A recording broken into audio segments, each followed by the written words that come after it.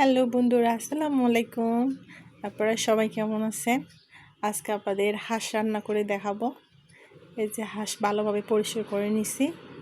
তারপর এখন হাঁসের গায়ে হলুদ আর চাউলের আটা দিয়ে এটা আবার আগুনের মধ্যে সেঁকা দিবেন। তখন দেখবেন যে হাঁস ভালো করে পরিষ্কার হয়ে গেছে।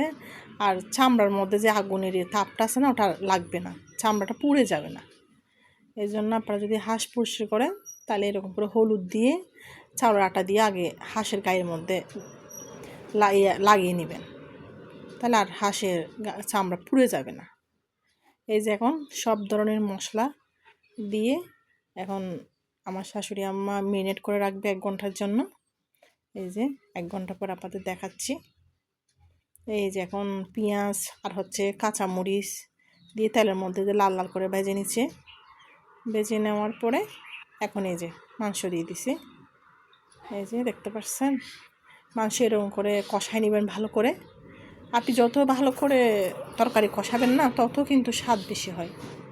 আবার এই যে আর কিন্তু এই হাঁসের মাংসটা কিন্তু খুব বেশি ভালো করে কষা লাগে। আপনি মনে করেন 1-2 ঘন্টা ধরে কষাবেন, তাহলে দেখবেন যে হাঁসের মাংসের স্বাদ মানে দ্বিগুণ হয়ে গেছে। এই জন্য ভালো করে কষায় নেবেন। এই যে না, আমার শাশুড়ি এখানে একটু পানি দেয় নাই, যা হাঁসের মধ্যে যে পানি ছিল ওইটুকু পানি নিয়ে এই যে মাংসগুলো কষায় নিচ্ছে। এই দেখতে পাচ্ছেন, এখন 2টা রসুন দিছে। আপনাদের আবার দেখাবো।